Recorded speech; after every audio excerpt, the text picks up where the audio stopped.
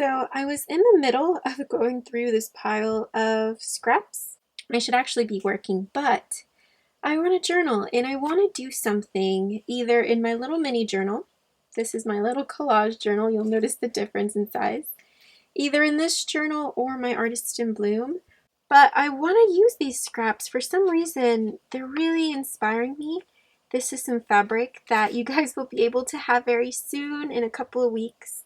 And these are just some of my favorite papers from my shop, and then one of my favorite wallpapers that I've shared so many times with you all, and just little snippets and pieces that were left over from the previous deconstructed journal pages.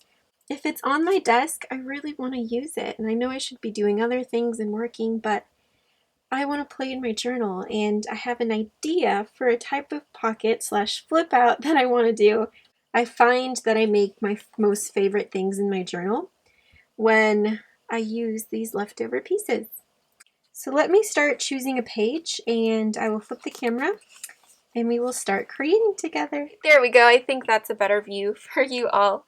And welcome to Amity Bloom. I know the introduction was a little bit different. So the project that I want to do is a hinged pocket flip.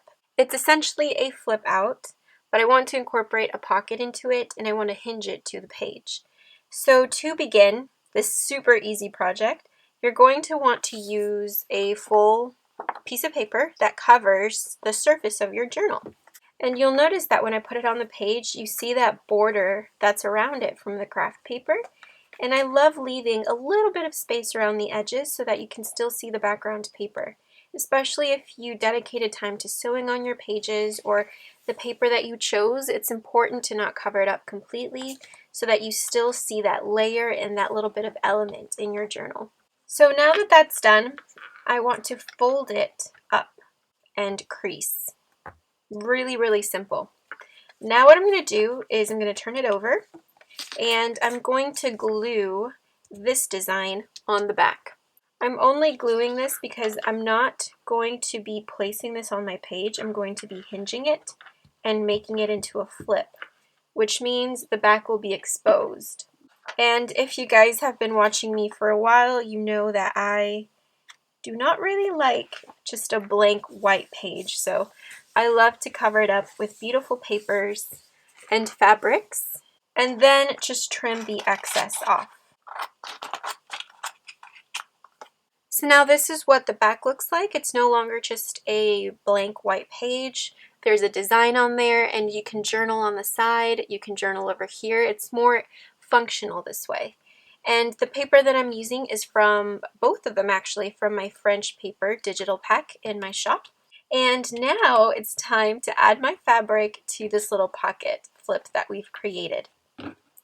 All you're going to want to do is take a fabric, whatever fabric you want to use. Make sure it's not too thick, so don't use upholstery fabric.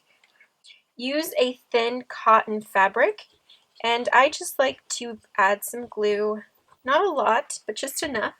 And then I like to take my glue brush, which is basically a brush that I use just for spreading out the glue. And then you want to take your fabric and choose exactly where you want to place it. And I want to put it on just like that, making sure you're spreading it out, making sure it's nice and adhered, turning it over and cutting off the excess. And then I like to go in the corners and add a little bit more glue. And I like to spread it out with my fingers so that there's not too much glue that it seeps through the page.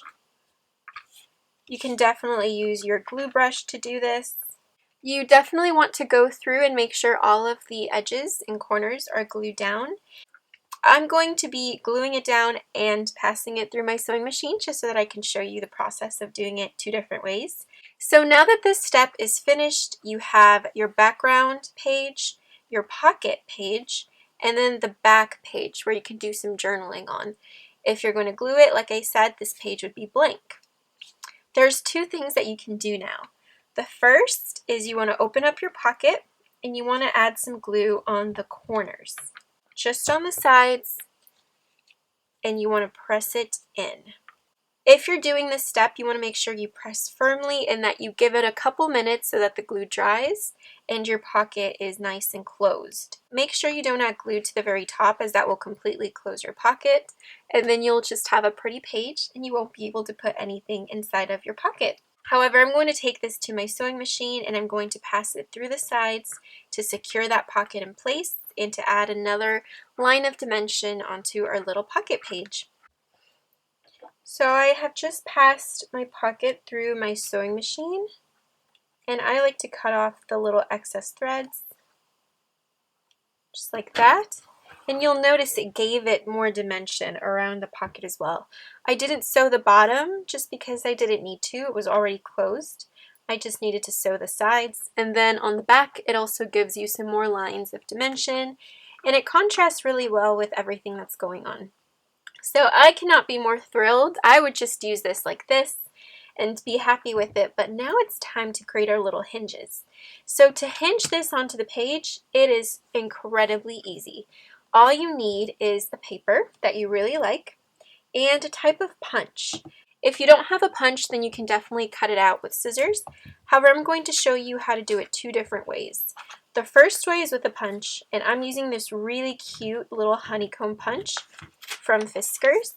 And I love how it's the perfect size to punch out these really pretty little flowers from my wallpaper. Now, if you don't have a punch and you want to use your scissors, all you have to do is take your scissors and cut around the design or the image that you want to use as your hinge. And there you go, you have another little hinge that you can use on your pocket page. If you just have scrapbook paper, for instance, if you want to use just pretty paper, you can most definitely just cut out one long strip, and that will be perfect too. Whatever you want to do and whatever is easiest for you. So you can do long strips of pretty decorative paper. You can get really fancy and punch out different shapes with decorative paper. Or you can just cut out little squares from scrapbook paper or decorative paper. Whatever you want to do, whatever makes your heart the happiest, and whatever is more accessible for you. So turning to my journal page, I want to grab my pocket page and I want to see exactly where I want to place it. Now you can decide if you want to place it on the top, in the middle, or on the bottom, and I want to do it right here on the top. And I want to hinge it right here and right here. I like to mark a little dot exactly where I want to place my hinges. So I punched out two slightly larger honeycombs. You'll notice they are definitely a lot bigger than the little itty bitty ones. And I folded them in half, as that's exactly what you're going to want to do to your hinges. If you're doing a square or a circle, just make sure you fold it right in half.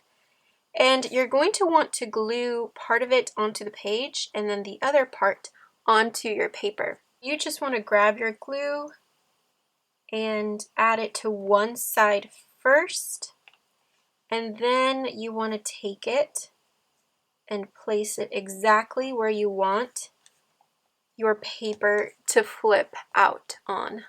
We're going to do the same thing to this little honeycomb, so just make sure everything is nice and covered with glue.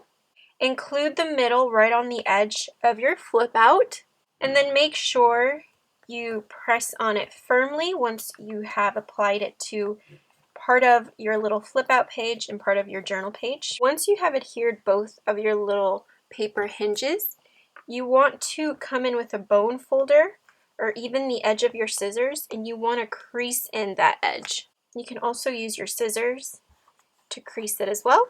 This is a very important part because if you don't do this crease, it will be very difficult for your page to easily flip in and flip out. So instead of using washi, you're using these little paper pieces and you're using them as little hinges to create your flips. That is the secret to having this flip out really easily whenever you want to use it. So now that that's finished, you have a really beautiful pocket flip that is hinged onto your paper, and you can basically put whatever you want inside of it and on the back as well. So now that my hinged pocket flip is finished, I want to start decorating it. And you can decorate it however you want to. I like to collage different types of papers and embellishment pieces. I want to only embellish on the bottom or the top, not on the sides, as every time that you open and close this up, those will get damaged. So you want to keep that in mind.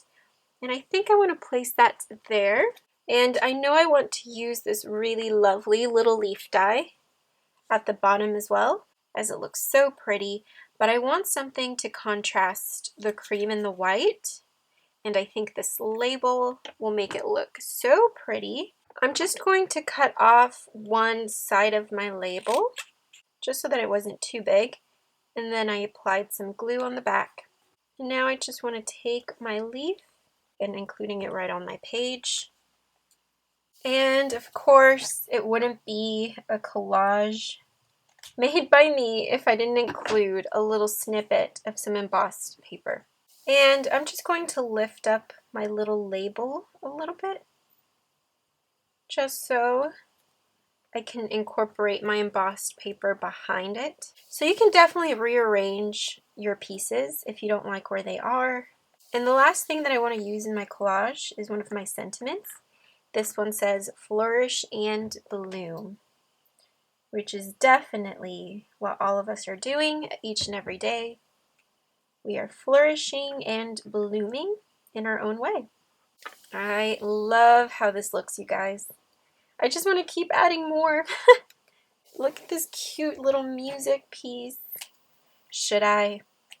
I don't know if I should. I feel like this is already so much, but wouldn't that be adorable? Having a little bit of like some music paper peeking through. Okay, I'm gonna add it. Why not? It's super tiny, but it's so pretty and it's so cute. To finish the collage, I kind of want to add this somewhere here. I don't know, I kind of want to add a little piece of this up here, just so that gives you a little sneak peek as to what's behind. Of course, add the glue, and I think I just want to glue it down over here. I really like how that looks because it has the same background paper or background color as this paper. So it kind of blends in, but yet the pretty floral design makes it pop out. This is absolutely darling. I think this is one of my favorite little projects that I've done in a long time. Not only is it so simple, but when you look at it initially, it looks like it's very complicated. But it's super, super easy to do. It really is just 3 steps. Finding your background page, folding it in to create the pocket, and then covering the back or the front, depending on if you want to glue it on or if your paper already has a background design on it, then you're good to go. And then the last step is to just adhere it using some hinges onto your page. Now the only thing that is left to do is to figure out what I want to put inside this little pocket. For now, I'm just going to keep some of my little ephemera pieces from my digital kit in there, as I think it all goes really well together. But I cannot be more thrilled with the pocket that we ended up creating together. You can definitely make this even more simple and just do the background image, a simple paper pocket on the front. You don't have to work with fabric. You don't have to sew the edges.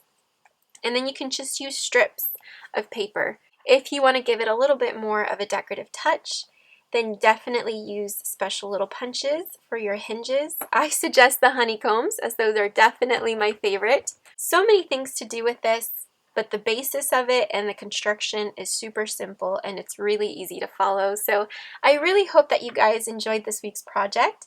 Definitely let me know if you enjoyed it and what would you change or add to it, as this is something that can definitely expand and you can basically bloom it into anything that you want it to be. This is definitely something that I will continue to use and incorporate in all of my journals that I create for myself and that I create for all of you.